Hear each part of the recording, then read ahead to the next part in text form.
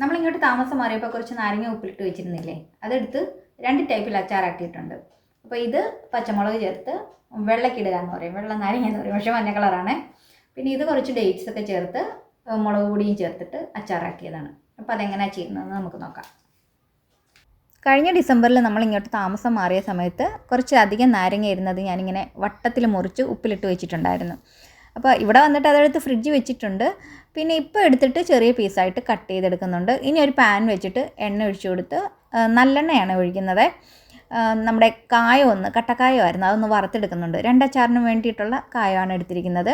പിന്നെ അത് ഫ്രൈ ചെയ്തിട്ട് ആ പാനിലേക്ക് തന്നെ കടുകും ഉലുവയും ചേർത്ത് പൊട്ടിച്ച് ഇഞ്ചി, വെളുത്തുള്ളി, പച്ചമുളക്, കറിവേപ്പില ഇത്രയും കൂടി ചേർത്ത് വഴറ്റുന്നുണ്ട്.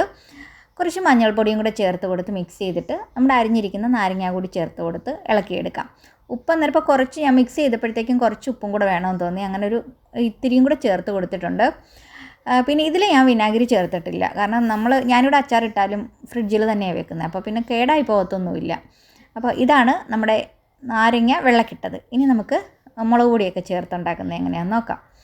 അതും ഇതുപോലെ നല്ലെണ്ണ ഒഴിച്ചു കൊടുത്തിട്ട് കടുക് ഉലുവയും പൊട്ടിച്ച് ഇഞ്ചി, വെളുത്തുള്ളി, കറിവേപ്പില ഒക്കെ കൂടി ചേർത്ത് നന്നായിട്ടൊന്ന് വഴറ്റിയെടുക്കുക. ഇതിലേക്ക് മുളക് പൊടിയും മഞ്ഞൾപ്പൊടിയും, ഞാൻ 2 ടൈപ്പ് മുളക് പൊടിയും ചേർത്തിട്ടുണ്ട്. നല്ല കളർ തോന്നിക്കാൻ വേണ്ടിയിട്ട് കാശ്മീരി മുളകും നമ്മുടെ എരിവുള്ള മുളക് പൊടിയും കൂടെ ചേർത്ത് കൊടുത്തിട്ടുണ്ട്.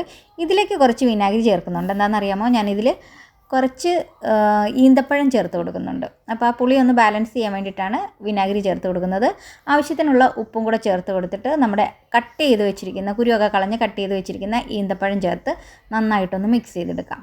പിന്നെ ഒരുപാട് അങ്ങ് ലൂസായിട്ടുള്ളൊരു അച്ചാറല്ല, നല്ല ടൈറ്റായിട്ടിരിക്കുന്ന അച്ചാറാണ് ഞാൻ ചെയ്തെടുക്കുന്നത്.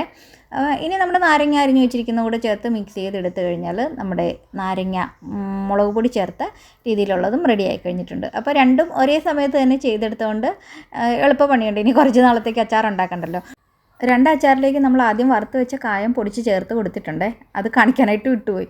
പിന്നെ ഈ കൂടെ കുറച്ച് മത്തി അച്ചാറും കൂടെ ആക്കിയിട്ടുണ്ട്. അതിൻ്റെ വീഡിയോ നമുക്ക് നാളെ ഇടാവേ.